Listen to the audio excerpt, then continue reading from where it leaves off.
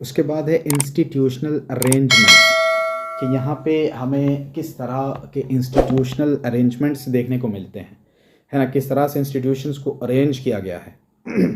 तो सबसे पहले हम देख लेते हैं पार्लियामेंट्री सिस्टम, प्रेसिडेंशियल सिस्टम। अब मॉडर्न डेमोक्रेटिक कंट्रीज़ में बेसिकली ये there are two forms of government that can be seen. वो कौन है? पार्लियामेंट्री सिस्टम और प्रेसिडेंशियल सिस्टम। तो हम ये समझने के लिए कि हमारे कंट्री में, अब देखो इनको हम ना बहुत ही डिटेल में आगे पढ़ने वाले हैं, तो यहाँ पे हम सिर्फ ब्रीफ में देखेंगे समझने के लिए, ठीक है, क्योंकि इन चीज़ों को हम बहुत ही डिटेल में आगे पढ़ने वाले हैं। तो मॉडर्न डेमोक्रेटिक कंट्रीज़ में बेसिकली ये दो तरह के फॉर्म्स ऑफ गवर्नमेंट हमें देखने को मिलते हैं। कौन से?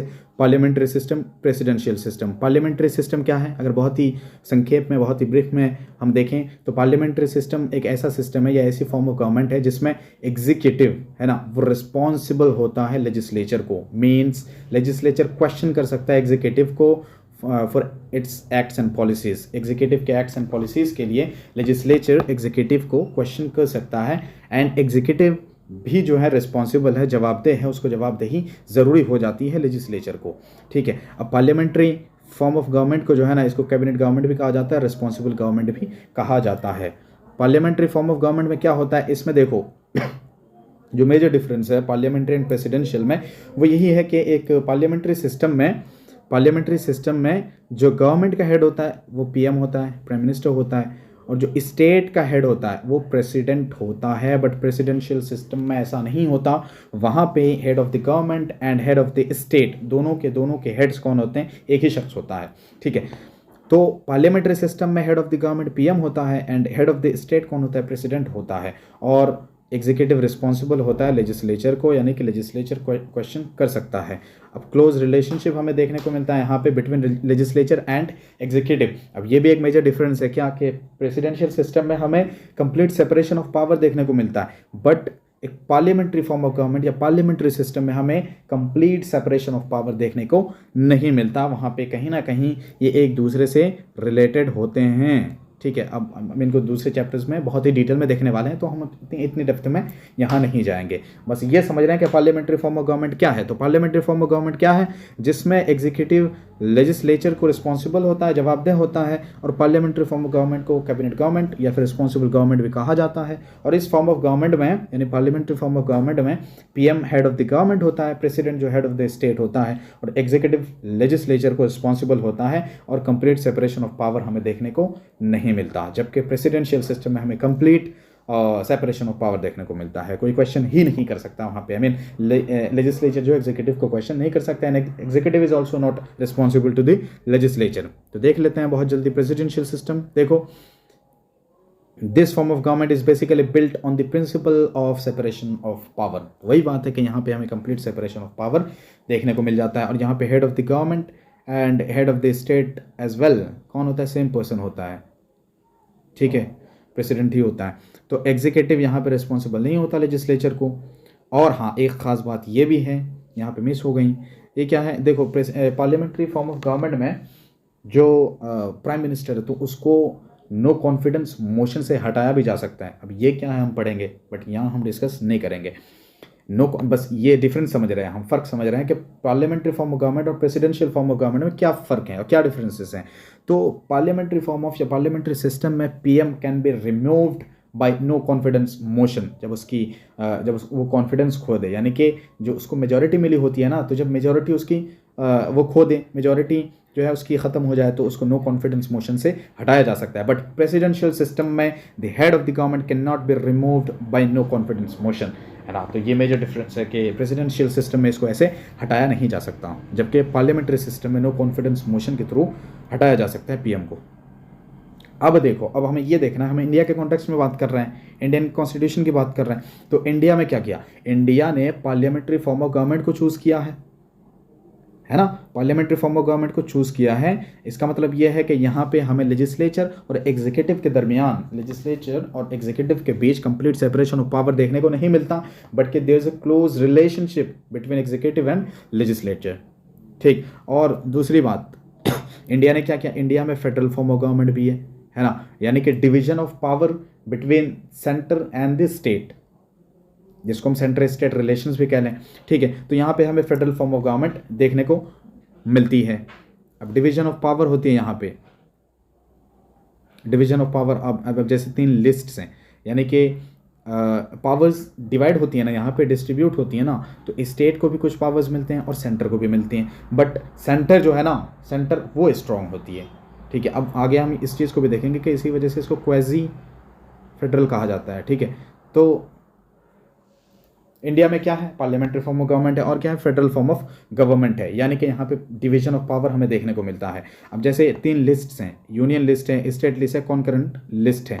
तो स्टेट के पास भी कुछ पावर्स हैं और यूनियन के पास भी है, यानी सेंटर के पास भी पावर्स हैं, ठीक है। बट सेंटर जो है वो स्ट्रॉन्ग है, नोट दिस पॉइंट, सेंटर जो है वो स्ट्रॉन्ग है। तो ये union list, state list, concurrent list, इसमें क्या है, तो इसमें अलग अलग सब्जेक्ट्स दे दिए गए हैं कि इन पर्टिकुलर सब्जेक्ट्स पे, है ना, सिर्फ सेंटर जो है लॉ बना सकती है, सिर्फ सेंटर इस सब्जेक्ट से रिलेटेड कोई कानून पास कर सकता है, ठीक है। और कुछ ऐसे ही सब्जेक्ट्स हैं जिन पे स्टेट जो है ना वो क्या कर सकता है, लॉ बना सकता है। और कुछ एक है कॉन्करेंट लिस्ट, तो इसमें कुछ ऐसे सब्जेक्ट्स हैं जिनको लेकर के या जिन पे जो है ना यूनियन और स्टेट दोनों मिलकर के क्या कर सकते हैं, लॉ बना सकते हैं।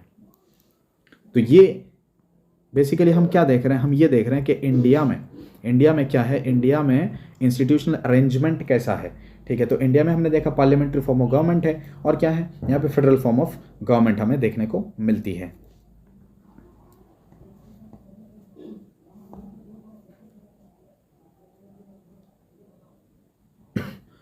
अब एक चीज़ हम जल्दी से देख लेते हैं, लास्ट टॉपिक है, इंडिया के कॉन्स्टिट्यूशन में जो है ना बहुत सारे आइडियाज़, बहुत सारे प्रोविजंस डिफरेंट कंट्रीज से बोरो किए गए हैं, और इसी वजह से इसको कभी बोरोड कॉन्स्टिट्यूशन भी कहा जाता है, बट ऐसा है नहीं।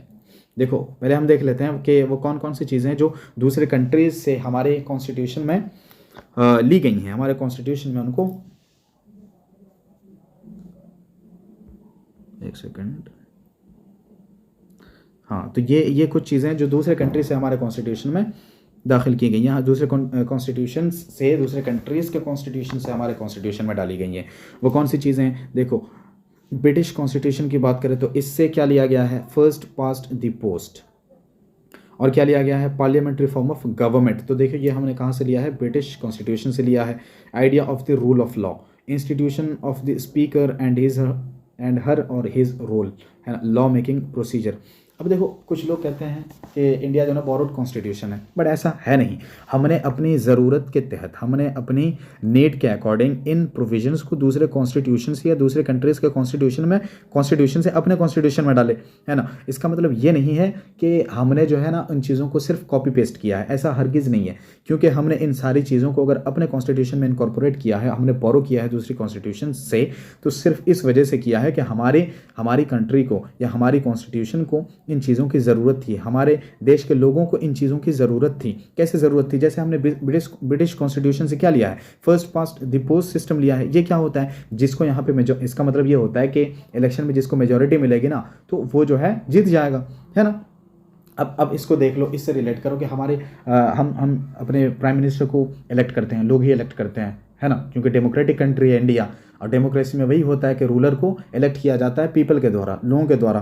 तो अब लोग है ना यहाँ पे प्राइम मिनिस्टर उसी को बनाएंगे जिसको लोग चाहेंगे, और वो कैसे कर सकते हैं, वो वोट के थ्रू कर सकते हैं। इलेक्शन में अगर उसको ज़्यादा वोट्स मिलते हैं तो वो जीतेगा, ठीक है ना। तो लोगों यहाँ पे क्या देखने को हमें मिल रहा है कि लोग जो है ना अपने अकॉर्डिंग अपने रूलर को इलेक्ट कर पा रहे हैं। तो इसी वजह, और पहले क्या होता था, ब्रिटिश क्या ऐसा होने देते थे, नहीं होने देते थे ना। जब ब्रिटिशर्स थे वो ऐसा नहीं होने देते थे, वो अपने हिसाब से रूल कर रहे थे। हमें ये राइट था ही नहीं कि हम अपने अकॉर्डिंग, अपने हिसाब से, अपने चॉइस के अकॉर्डिंग जो है अपने रूलर को चूज़ करें, इलेक्ट करें, ऐसा नहीं होने देते थे। तो हमें इस चीज़ की सख्त ज़रूरत थी कि हम अपने कंट्री में अपने अकॉर्डिंग, अपनी चॉइस के अकॉर्डिंग जिसको चाहें हम उसको रूलर बनाएं, ठीक है। तो इसकी हमें ज़रूरत थी, इस वजह से हमने क्या किया, ब्रिटिश कॉन्स्टिट्यूशन से इसको हमने अपने कॉन्स्टिट्यूशन में डाल दिया।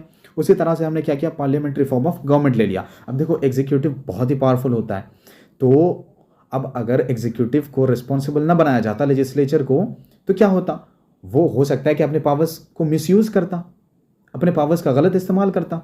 तो इसी वजह से क्या किया गया, पार्लियामेंट्री फॉर्म ऑफ गवर्नमेंट लाया गया यहाँ पे।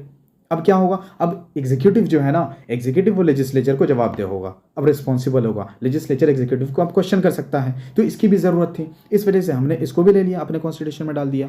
उसी तरह से the idea of the rule of law, यानी यहाँ पे हर कोई बराबर है, हर कोई समान है, इक्वल है, कोई किसी से बड़ा या छोटा नहीं है। उसी तरह से एक इंस्टीट्यूशन लिया हमने स्पीकर का और उसके रोल का, फिर लॉ मेकिंग प्रोसीजर का, ठीक है।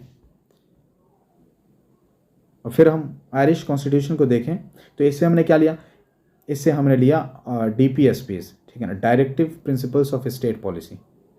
इससे हमने क्या लिया, directive principles of state policy, कि स्टेट जो है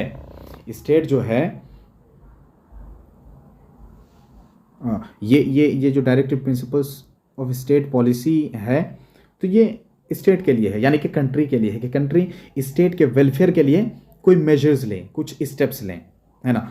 अब जैसे फंडामेंटल ड्यूटीज़ हैं तो वो किसके लिए है, वो सिटीजन्स के लिए है, वो नागरिकों के लिए है, ठीक है। उसी तरह से directive principles of state policy जो है ये स्टेट के लिए, यानी कंट्री के लिए, कि कंट्री जो है ना या फिर गवर्नमेंट कह लो, कि वो क्या करे, वो स्टेट के वेलफेयर के लिए, स्टेट के वेलबींग के लिए कोई मेजर्स ले, कुछ स्टेप्स लें। अब ये क्या होते हैं हम बहुत डिटेल में देखेंगे इन चीज़ों को।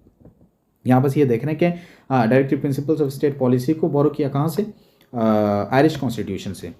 उसी तरह से देखो principles of liberty, equality, fraternity, है ना, अब बार बार बात कर चुके हैं इनकी, कि लिबर्टी क्या है, इक्वालिटी क्या है, फ्रेटर्निटी क्या है। तो इन चीज़ों की हमें ज़रूरत थी उस वक्त की अब भी ज़रूरत है, बट उस वक्त हालात के पेश नज़र या फिर सिचुएशंस के अकॉर्डिंग हमने इन चीज़ों को अपने कॉन्स्टिट्यूशन में इनकलकेट किया। तो फ्रेंच कॉन्स्टिट्यूशन से हमने इक्वालिटी, फ्रेटर्निटी, लिबर्टी को हमने अपने कॉन्स्टिट्यूशन में डाल दिया, ठीक है। उसी तरह से फिर हमने क्या किया, कैनेडियन कॉन्स्टिट्यूशन से भी कुछ लिया, a quasi federal form of government. अब ये क्या होता है, जैसे मैंने कहा कि a federal system with strong central government, है ना। क्या मतलब इसका मतलब ये है कि यहाँ पे क्या है, फेडरल फॉर्म ऑफ गवर्नमेंट है इंडिया में, बट सेंटर जो है वो ज़्यादा स्ट्रॉन्ग है, तो इसी को क्या कहा जाता है, इसी को quasi federal form of government कहा जाता है। और ये हमने कहाँ से लिया, ये कैनेडियन कॉन्स्टिट्यूशन से लिया, है ना। उसी तरह से हमने रेसिडुअल पावर्स का आइडिया भी कैनेडियन कॉन्स्टिट्यूशन से लिया। अब इसका मतलब क्या है, देखो हमने 3 लिस्ट्स को देखा, state list, central union list और कॉन्करेंट लिस्ट। तो कुछ सब्जेक्ट्स हैं जो स्टेट के लिए खास हैं, कि स्टेट ही उनमें लॉ वगैरह बना सकता है। उसी तरह से कुछ सब्जेक्ट्स ऐसे हैं जिन पे जो है यूनियन ही लॉ बना सकता है। उसी तरह से कुछ ऐसे सब्जेक्ट्स हैं जिन पे दोनों ही कर सकते हैं, स्टेट और सेंटर, कॉन्करेंट लिस्ट। बट इनके अलावा दूसरे अगर कोई सब्जेक्ट्स हैं तो उन पे जो है कौन उनको डील कर सकता है या कौन उन पे लॉ वगैरह बना सकता है, तो वो फिर ये पावर फिर सेंटर के पास होगी। तो ये आइडिया हमने कहाँ से लिया, ये आइडिया लिया हमने कैनेडियन कॉन्स्टिट्यूशन से, ठीक है। अब जो कहते हैं कि हमारा कॉन्स्टिट्यूशन जो है वो क्या है, बोरोड कॉन्स्टिट्यूशन है, तो ऐसा नहीं है, क्योंकि इनको हमने सिर्फ कॉपी और पेस्ट नहीं किया है, बल्कि एक एक आइडिया और एक एक प्रोविज़न को लेकर के यहाँ पे डिबेट किया गया और उनको डिफेंड किया गया। किन ग्राउंड्स पे, कि ये इंडिया के जो प्रॉब्लम्स हैं, इंडिया के जो एस्पिरेशंस हैं, उनके लिए बेस्ट सूटेड हैं ये प्रोविजंस। उन इंडिया के लिए, इंडिया के जो प्रॉब्लम्स हैं, इंडिया के जो प्रॉब्लम्स हैं, इंडिया के जो एस्पिरेशंस हैं, तो उनके लिए ये सूटेड हैं, है ना। उनको अपने कंट्री को यानी इंडिया को ज़रूरत है इन चीज़ों की। इस वजह से हमने क्या किया, इनको दूसरे कॉन्स्टिट्यूशन से बोरो किया और एक एक को लेकर के डिबेट किया गया, है ना। डिस्कशंस हुए कि ये प्रोविज़न ठीक रहेगा नहीं रहेगा, अगर ठीक रहेगा तो कैसे ठीक रहेगा, बाद में इसके क्या कंसिक्वेंसेस हो सकते हैं। तो इन सारी चीज़ों को लेकर के बहुत ज़्यादा बहस व मुबाहसात हुए, बहुत ज़्यादा डिबेट्स हुए, डिस्कशंस हुए, फिर जो है इनको अपने कॉन्स्टिट्यूशन में डाला गया। तो इस वजह से हम ये नहीं कहेंगे कि हमारा कॉन्स्टिट्यूशन जो है बोरोड कॉन्स्टिट्यूशन है, क्योंकि इन चीज़ों को इसलिए अपने कॉन्स्टिट्यूशन में इनकॉर्पोरेट किया गया क्योंकि इनकी शदीद ज़रूरत थी, इनकी सख्त ज़रूरत थी। इस वजह से हमने अपने कॉन्स्टिट्यूशन में सारी चीज़ों को इनकॉर्पोरेट किया।